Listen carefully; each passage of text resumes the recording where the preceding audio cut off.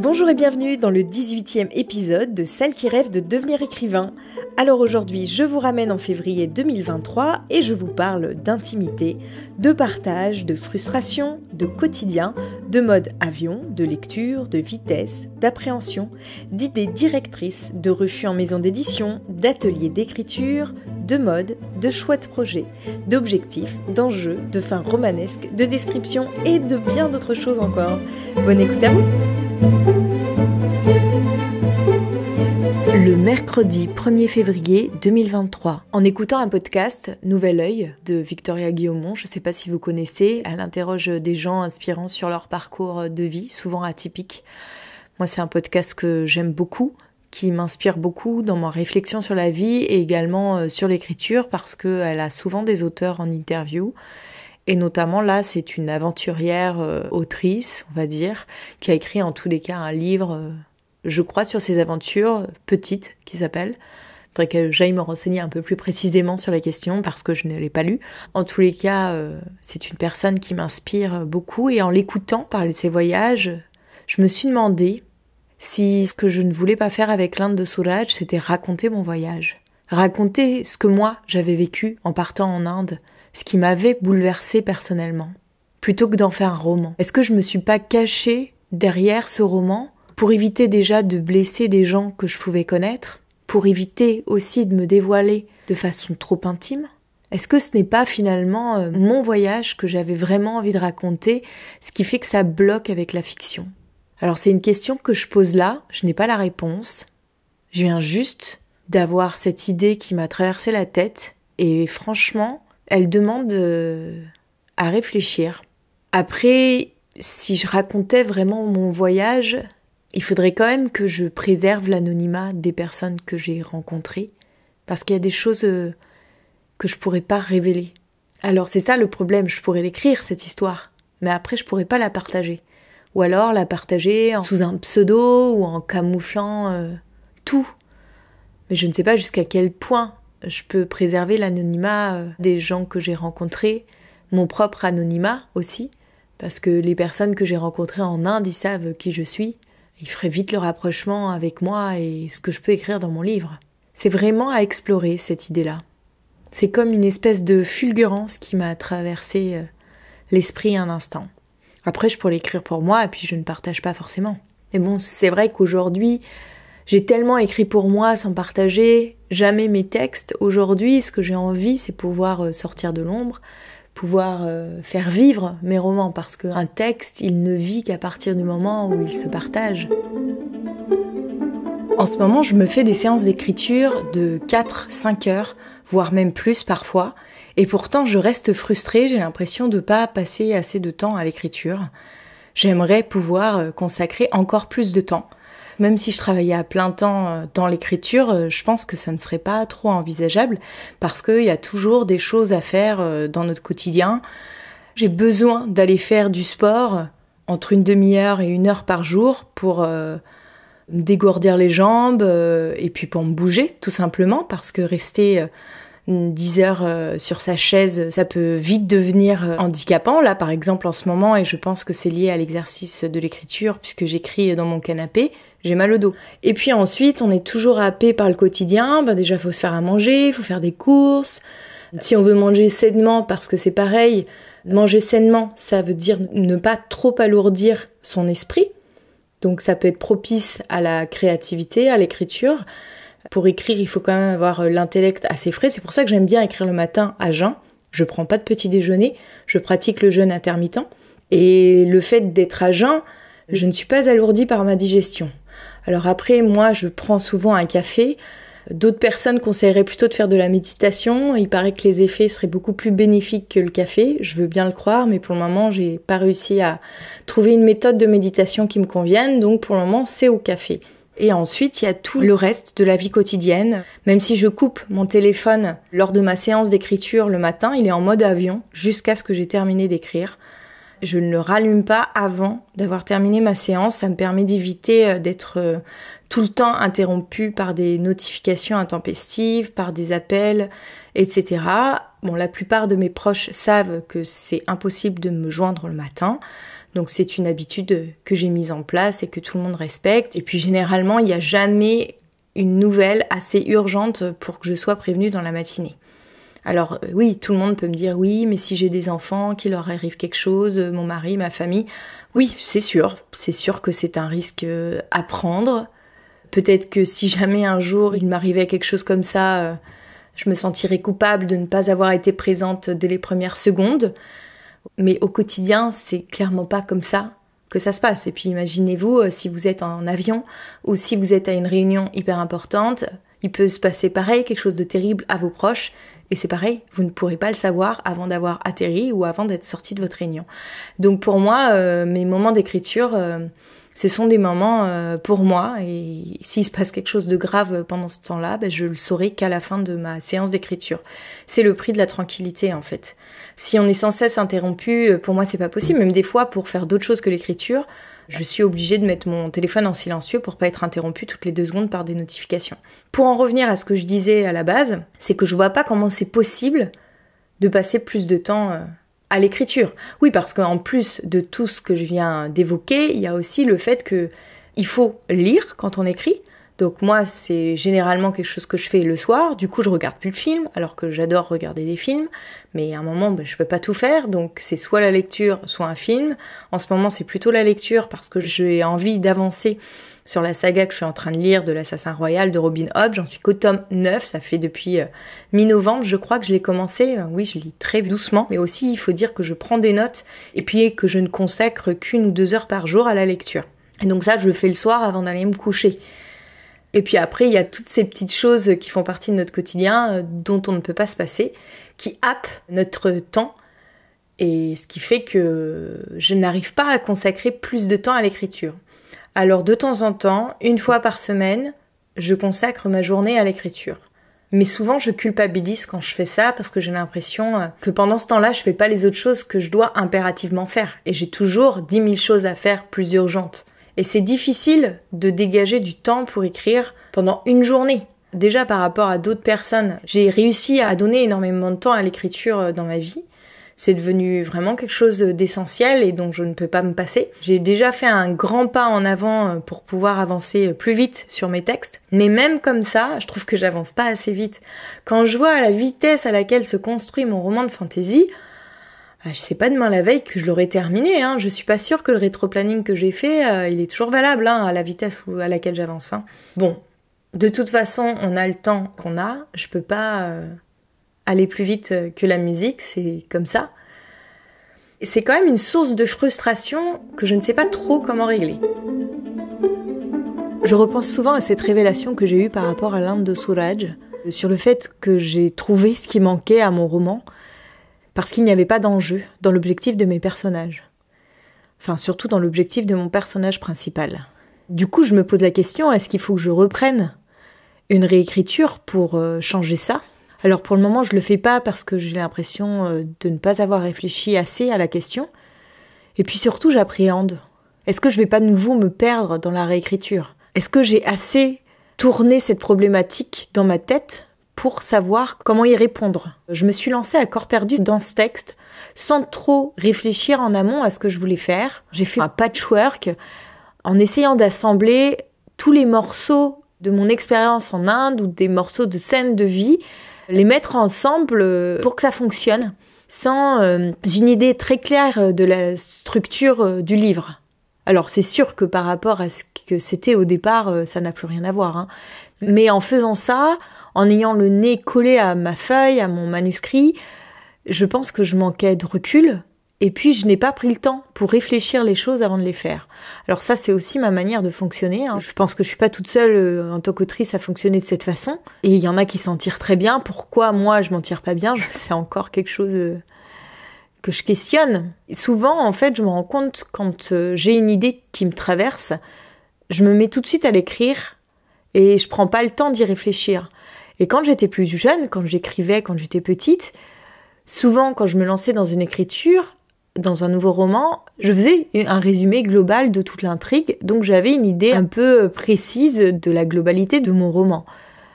Comme si finalement je prenais le temps avant de réfléchir à mon texte, alors qu'aujourd'hui, depuis l'Inde de Soulage, mais même déjà avant, puisque quand j'avais commencé mon roman de fantasy, je me suis arrêtée en cours de route parce que je me suis perdue, je ne sais pas précisément où je veux aller, j'avance à l'aveugle et je finis par me perdre et me décourager. Parce que je tâtonne, je fais des tests, je vais sur des pistes qui s'avèrent être des impasses, donc je reviens en arrière, je vais voir ailleurs, et puis ça marche pas non plus.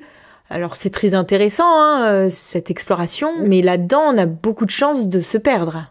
Beaucoup plus que si on est guidé par une idée directrice très claire, tout ça. Donc aujourd'hui, l'Inde de Soulage est en stand-by, mais sachant qu'il manque un élément essentiel à mon roman, je ne peux plus l'envoyer en maison d'édition. Donc je perds toutes les chances d'être publiée avec ce texte. Sauf si d'un coup il y a une maison d'édition qui ne m'a pas encore répondu, qui se réveille en disant « Ah oui, je veux absolument vous publier ». Mais bon, je suis réaliste, je pense pas que ça se passe comme ça. Puis ça se trouve, c'est même pas ça qui fait que je suis refusée en maison d'édition. Enfin, j'imagine que de travailler l'enjeu de l'objectif de mes personnages, ça aurait été quelque chose que j'aurais pu faire, que j'aurais pu travailler en partenariat avec une maison d'édition.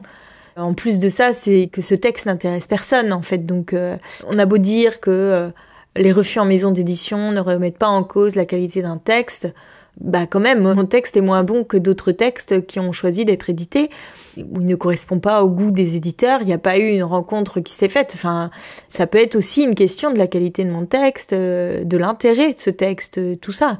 Quand même, la question, elle se pose, quoi. Il y a aussi autre chose qui se passe en ce moment, c'est que je me sens beaucoup plus sereine par rapport à l'écriture, parce que ce n'est plus absolument indispensable que je gagne ma vie avec l'écriture. Dans le sens que là, je vais commencer une nouvelle activité professionnelle qui va peut-être me plaire, peut-être pas, mais ça m'amuse de changer de domaine professionnel, de commencer autre chose, de rencontrer de nouvelles personnes, de découvrir de nouvelles pratiques.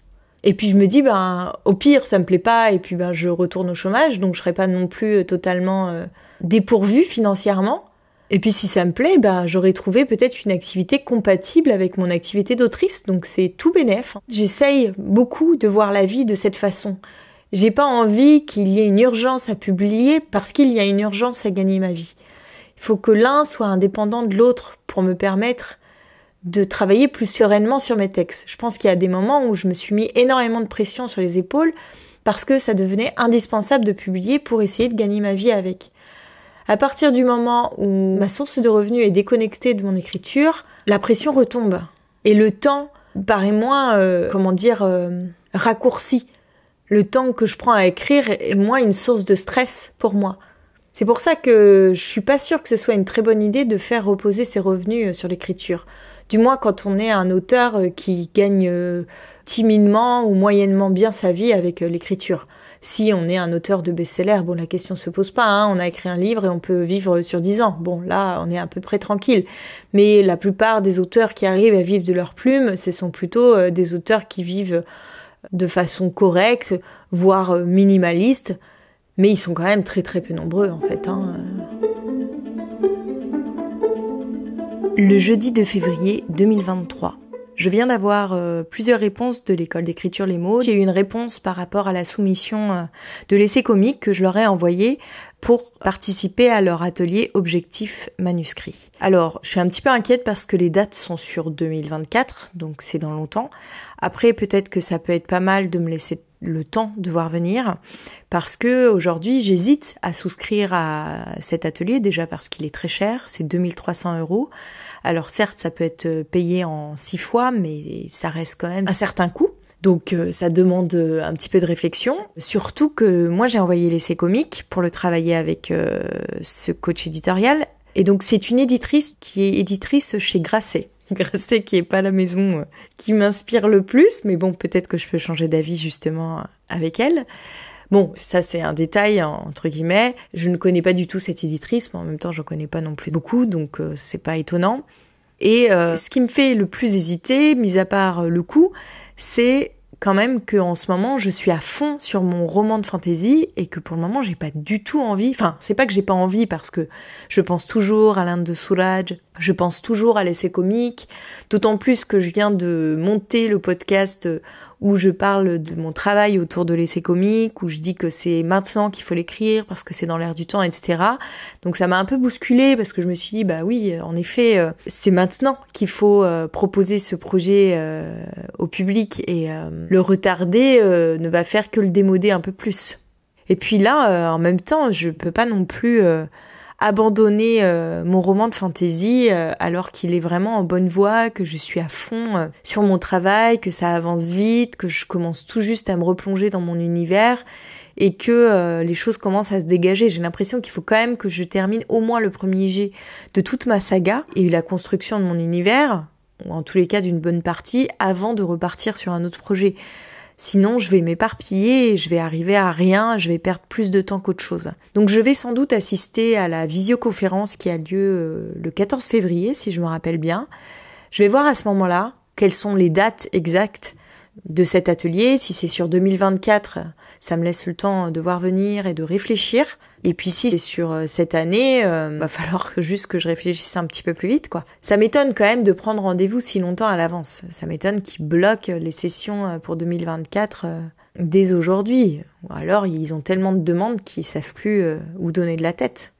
On est 6 par atelier, ça peut aussi me permettre de rencontrer d'autres personnes qui écrivent. Donc ça, c'est aussi ce qui m'attire dans cet atelier. Bon, la seule chose qui m'embête, c'est que ça se fait en visioconférence et que si je retravaille, j'aurai pas l'occasion de me déplacer si souvent que ça à Paris. Je pensais que, étant donné que j'étais au chômage, je pourrais me déplacer de temps en temps à Paris pour rencontrer en vrai les autres personnes. C'est toujours mieux quand même d'être en présentiel. Mais là, ça risque de ne pas pouvoir se faire. C'est pas grand-chose, mais je sais pas, je suis toute pleine d'émotions avec ça. J'ai l'impression que les choses, elles bougent enfin. Alors, c'est vrai que ça représente surtout des coups monstrueux, mais quand même, les lignes bougent et ça me réjouit. Je repense à l'Inde de Souraj et je me demande quel pourrait être l'objectif de mon personnage et ses enjeux. À la base, mon personnage avait un objectif. Olivia part en Inde pour réaliser un documentaire sur les rites amoureux d'une tribu. Ça, c'est son objectif. Ça pourrait être ça. Et je peux rester avec cet objectif. Elle pourrait rêver de devenir réalisatrice et il y aurait un producteur à qui elle aurait parlé de ce projet, qui lui aurait dit « écoute, ça m'intéresse, ramène-moi quelque chose, on verra ce qu'on pourra en faire à ton retour, si c'est possible de développer un projet, de le financer, peut-être il y aurait une chose comme ça. » Donc, si elle réussit, elle pourra peut-être avoir la chance d'être financée pour mener à bien ce projet. Et si elle échoue, de nouveau, il va falloir qu'elle trouve un travail dans son domaine. Donc, il y a quand même un certain enjeu. Le but, c'est de pouvoir réaliser son rêve de devenir réalisatrice. Je ne sais pas pourquoi, je retourne cette idée dans ma tête et je ne suis pas convaincue. Alors, je continue à réfléchir parce que il pourrait y en avoir d'autres des objectifs. J'ai aussi pensé qu'elle part en Inde pour comprendre. Mais ça, c'est un objectif trop flou. C'est pas assez concret. Je veux dire qu'elle part en Inde pour comprendre ce qu'est l'amour. On peut passer toute une vie à essayer de comprendre ce qu'est l'amour. Moi-même, je n'ai pas la réponse. On peut avoir l'impression de le comprendre à un moment et puis le lendemain, ne plus rien y comprendre. Ce que j'avais lu par rapport aux objectifs, c'est qu'un objectif doit être concret. C'est-à-dire qu'il y a une fin à l'objectif. Puisqu'elle pourrait comprendre un petit peu ce qu'est l'amour en Inde, mais elle peut continuer à comprendre toute sa vie. C'est pas un bon objectif, ça. Et puis, quels seraient les enjeux ? Parce que, est-ce que l'amour, on peut le comprendre ? Ça peut pas être un objectif. C'est un de ses questionnements. Mais ça ne peut pas être un objectif. Elle part en Inde pour vivre l'aventure. Ok, d'accord. Pourquoi ? Elle a besoin de sortir de son quotidien, certes. C'est pareil, c'est pas un objectif très concret, quoi. Il n'y a pas de fin à son objectif. Et puis, peu importe ce qu'elle vit, à partir du moment où elle arrive dans un pays étranger, tout est aventure. À partir du moment où on sort de sa zone de confort, on entre dans l'aventure quelque part.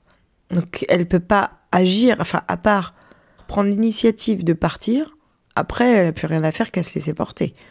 Ça en fait pas du coup un personnage très intéressant. Et c'est ce qu'on reproche souvent à mon personnage, c'est qu'elle se laisse porter. Elle est pas agissante. Mais parce que justement, je pense que Je ne sais pas quel est son objectif et quels sont les enjeux de son objectif. Qu'est-ce qui se passe si elle échoue? Qu'est-ce qu'elle risque? J'arrive pas à trouver, c'est fou. Alors après, je me disais aussi que ça pouvait être par rapport à son histoire personnelle. Alors soit elle a un peu cumulé les aventures, elle s'est un peu perdue et elle sait plus trop où elle en est. Peut-être qu'elle a vécu une dernière déception qui a fait déborder le vase. Elle a besoin de se retrouver. En fait, généralement, un objectif, avec ses enjeux, il sert pour que le personnage puisse évoluer. Elle peut partir en Inde parce qu'elle a besoin de se reconstruire. Elle vient de vivre une histoire déchirante. Ouais. J'ai l'impression que mon imagination est bridée parce que je me base sur du matériau autobiographique. Que c'est comme si je pouvais pas aller dans toutes les directions parce que il y a l'autobiographie qui me bride. Faut que je continue à y penser. Je ne pourrais pas retravailler l'Inde de Suraj tant que j'aurais pas une idée très claire de l'objectif de mon personnage avec ses enjeux. Ça éclaircira sans doute aussi la fin de mon roman. Ça en fera sans doute une nouvelle fin. C'est quelque chose que j'aurais dû faire en amont de l'écriture, pas après avoir autant retravaillé mon texte. Mais je pensais avoir trouvé un objectif à mon personnage. À moi, à partir du moment où j'avais son objectif qui était de réaliser un documentaire, ça me suffisait. J'avais pas trop compris qu'un objectif, pour qu'il fonctionne, il fallait qu'il ait des enjeux. Le mercredi 8 février 2023. J'essaye de réfléchir à l'Inde de Suraj. Je reprends le roman à sa base sans toucher au texte. J'ai pas envie de l'abandonner. Je sais pas si c'est le fait d'avoir tant travaillé sur ce texte que j'y tiens toujours. Il y a sans doute un peu de ça, où je tiens profondément au fond de mon texte.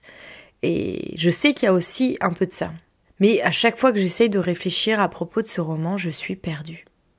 J'arrive pas à déterminer quelle est mon intention, à la creuser, à l'approfondir. J'arrive pas à déterminer quel est mon personnage, celui d'Olivia. Celui de Suraj, je crois que je l'ai assez bien en main. Mais celui d'Olivia, il m'échappe totalement. Il y a une espèce de confusion entre moi et mon personnage qui fait que je ne sais plus très bien qui il est. Et puis il y a la fin qui ne me convient pas non plus. Donc qui vient s'en mêler, mais je pense qu'elle me convient pas parce qu'elle ne correspond pas à ce que j'ai voulu dire. Quand je repense aux échanges que j'avais eus avec ma prof de français qui m'avait dit qu'elle trouvait que la fin n'était pas logique par rapport au thème de mon roman, elle avait raison. J'ai pas voulu l'écouter sur le moment parce que j'aimais pas ce qu'elle me disait et que ça correspondait pas à l'univers que j'avais construit et que j'étais pas d'accord avec elle. Mais en y réfléchissant, aujourd'hui, je me rends compte qu'elle n'avait pas tort. Mais comme ça reste flou, mon intention, mon thème, tout reste flou, ma ligne directrice, la fin est aussi floue que le reste. Moi, j'ai voulu faire une fin romanesque. Je me suis demandé dans quelle situation je pouvais placer mon personnage dans la situation la plus extrême par rapport à mon roman. Je pouvais la placer, qui l'oblige à faire un choix, qui la pousse dans ses retranchements, parce que j'avais besoin qu'elle soit poussée dans ses retranchements, parce qu'elle avait du mal à évoluer. Il fallait qu'il y ait un coup dur qui la fasse évoluer d'un coup. Enfin, d'un coup peut-être pas, mais qui l'oblige à évoluer. C'est dans ce sens-là que j'ai réfléchi ma fin. Et je pense qu'en effet, elle ne correspond pas au point de départ du roman. Moi, au départ, j'ai un personnage qui n'est jamais sorti de sa zone de confort et qui décide de partir en Inde pour réaliser un documentaire sur les rites amoureux d'une obscure tribu. Alors déjà, on peut se poser la question, si elle est jamais sortie de sa zone de confort, qu'est-ce qui lui prend d'un coup de tenter un truc aussi extrême? C'est peut-être pour sortir de sa monotonie, c'est qu'elle a eu un choc, elle arrive sur les coups de ses 30 ans et elle se rend compte qu'elle a jamais rien fait de sa vie, qu'il est temps d'essayer de réaliser ses rêves, et son rêve, ça serait de devenir réalisatrice. Toutes les choses que je vois ne me convainquent pas. Il manque quelque chose pour fortifier l'enjeu de mon personnage, et quelque chose qui soit comme une évidence. Mais évidemment, c'est ça qu'il lui faut. C'est pour ça qu'elle est en Inde. Parce que moi, à chaque fois que je travaille là-dessus, je me dis, oui, mais alors, donc elle réalise ce documentaire. Mais pourquoi elle veut réaliser ce documentaire? Parce qu'elle veut comprendre ce qu'est l'amour. Mais dans ces cas-là, pourquoi elle fait pas un roman? Parce qu'elle rêve de devenir réalisatrice. Mais alors, dans ces cas-là, je me perds, voilà, je me perds. J'ai vraiment beaucoup de mal à approfondir un sujet. Je tourne beaucoup autour du pot, c'est quelque chose qu'on m'a toujours reproché, même quand j'étais en cours de philo, c'était les commentaires que j'avais en permanence de mes profs qui m'annotaient. 20 ans plus tard, ça n'a toujours pas changé, c'est hyper positif, quoi. Tant que je serai dans ce brouillard, je ne reprendrai pas l'Inde de Suraj. Ça sert à rien que je me replonge dans le texte, même si ça me démange un peu, parce qu'à force de réfléchir dessus, j'ai envie d'y retoucher. Mais tant que je suis dans le flou par rapport à tout ce qui entoure le roman, pas le roman lui-même, ça ne sert à rien que je le reprenne parce que je vais encore tourner autour du pot dans mes réécritures et ça ne m'apportera rien de plus. D'autant plus que j'attends les retours de l'école d'écriture Les Mots avec leur diagnostic éditorial. D'ailleurs, la personne qui lit mon texte m'a répondu et m'a donné rendez-vous le 15 février, me semble-t-il, ou le 14, je me rappelle plus. Peut-être que ça va un peu m'éclaircir les idées. Le jeudi 9 février 2023. Je pense aussi que si je me mets une énorme pression par rapport à l'écriture, c'est que j'espère un jour pouvoir en vivre. Mais ce qui me stresse, en revanche, c'est que tant que j'aurai pas terminé un texte dont je serai fière, c'est quelque chose qui ne pourra pas arriver. Donc là, par exemple, l'Inde de Suraj, je sens que je n'aurai que des refus en maison d'édition vu l'état de mon manuscrit. Donc il soit mauvais, mais il lui manque un élément essentiel que je n'ai toujours pas corrigé, autour duquel je réfléchis, mais pour lequel je ne trouve aucune solution. Donc ça reste un livre de plus dans mes placards, malgré tout le travail que j'ai fourni. Et puis ensuite, je suis un peu perdue pour l'essai comique, sur lequel je ne travaille plus en ce moment. Bon, c'est choisi, puisque je me consacre sur mon roman de fantasy. Seulement là, c'est pareil. Avant d'avoir terminé ce texte, il va falloir que j'attende encore quelques années. Parce que c'est un énorme travail. Je me fais des séances entre 4 et 5 heures tous les jours. Et j'avance pourtant très lentement. J'en suis toujours à la correction du premier tome, à la réécriture, on va dire, plutôt du premier tome. Parallèlement à ça, je construis mon univers. Enfin, je continue à le construire, parce que j'avais déjà bien commencé. J'ai plein de nouvelles idées qui me viennent régulièrement. C'est toujours aussi enthousiasmant de travailler sur ce roman. J'en suis à la page 58 de mes corrections, sur un premier tome qui en fait pour le moment 84, mais il me manque la fin du premier tome. Alors j'ai tout mon synopsis, je sais comment ça va se terminer, je sais exactement où je veux amener l'intrigue, mais ça risque de me prendre encore quelques semaines de travail avant d'aboutir. D'ailleurs, j'ai pas vérifié par rapport à mon rétro-planning si j'étais dans les temps ou pas du tout. J'ai complètement abandonné cette idée de rétro-planning puisque de toute façon, je suis happée par tout le travail qu'il y a à faire et la construction d'un univers peut être infini. Par exemple, dans mon monde, je me demande s'il n'y a pas des passages qui mèneraient vers d'autres mondes. Et dans ces cas-là, quels seraient ces autres mondes ? Et là, d'un coup, mon univers, c'est plus juste une seule terre, c'est plusieurs mondes. Tout de suite, les potentialités d'histoire se multiplient. Après, je peux dire qu'il y a des passages qui mènent vers d'autres mondes et puis pas forcément développer là-dessus. Pareil, au niveau de la faune et de la flore, ça serait plus simple de me baser sur l'univers tel qu'on le connaît. Mais en même temps, quand on crée un univers de fantasy, je trouve ça dommage de remettre les mêmes éléments qu'on a dans notre monde. J'ai envie que tout soit nouveau. Alors je pourrais pas faire tout nouveau parce que là ça me prendrait vraiment un temps fou. Il y a quand même de la verdure, des fleurs, des champs, ce genre de choses. Il y a beaucoup de choses qui ressemblent à notre univers. Mais j'ai aussi quand même envie de mettre plein de petites touches que moi j'imagine. Donc j'ai envie de créer des plantes nouvelles, j'ai envie de créer des animaux qui n'existent pas. J'ai déjà imaginé des plats aux saveurs inconnues. Alors c'est très drôle, c'est très amusant de faire ça, mais en attendant, c'est un travail très très long. Quand je pense à Tolkien, qui pour créer son univers, il a même inventé une langue, ce genre de travail titanesque m'inspire beaucoup. Au niveau des rites et des coutumes, j'ai envie que les règles soient propres à mon peuple, à mes différents peuples d'ailleurs, donc il faut qu'il y ait plusieurs rites et coutumes, donc ils reprennent les thèmes qui me plaisent, sur les rites amoureux autour du monde, alors là je peux m'éclater à ce niveau-là, sur les sociétés plus ou moins patriarcales, celles qui sont plutôt matriarcales. Je peux mettre plein d'éléments que moi j'ai lus à droite à gauche, que j'invente, que j'imagine, qui sont des fois des sources d'inspiration dont je ne me rappelle même plus, qui sont inconscientes. Un de mes peuples tire son pouvoir de ses cheveux et je me suis rendu compte, mon père m'a rappelé que dans une mythologie, je ne sais plus laquelle, il y a un peuple ou un personnage qui tire son pouvoir de ses cheveux. C'est quelque chose que j'ai dû entendre, Une histoire peut-être qu'on m'a racontée quand j'étais petite. Seulement, moi, je m'en rappelle pas du tout. Et la question que je me pose en ce moment, c'est que mon personnage débarque dans cet univers qu'il ne connaît pas du tout. Donc, il faut qu'il le découvre en même temps que le lecteur, je le découvre, mais il faut pas non plus que je perde de vue l'intrigue. Sinon, ça va être qu'une longue suite de descriptions et ça va être profondément ennuyeux. Mais je sais pas quel est le juste milieu, parce que quand on a tellement de choses à découvrir, à quel moment j'arrête mes descriptions ? La difficulté, c'est de trouver le bon dosage. Là, je viens de travailler sur une scène où il visite un château et je me suis un peu lâchée sur mes descriptions, alors je me fais plaisir. Mais c'est peut-être un peu trop. Même si, en attendant, c'est pas ce qui fait le fond de l'intrigue. En même temps que je vous parle de ça, je suis en train de penser qu'il y a un de mes personnages qui emmène mon personnage principal visiter ce château. Mais en fait, cette scène de visite ne sert peut-être à rien d'autre que moi me faire plaisir pour comprendre comment est ce château. Bon, c'est bien, ça m'a permis d'éclaircir pour moi comment il était ce château, mais je pense qu'elle est peut-être pas utile dans le cours de mon intrigue. Ouais, je pense que je vais l'enlever. Je vais la garder dans un coin, parce que les descriptions pourront toujours me servir pour plus tard, mais je vais pas la garder telle quelle, cette scène. Elle fait pas évoluer l'intrigue. Elle fait découvrir le lieu dans lequel atterrit mon personnage, ce qui permet d'en apprendre un peu plus sur l'univers et sur le peuple qui vit ici. Mais du point de vue de l'intrigue, ça n'avance pas le schmilblick.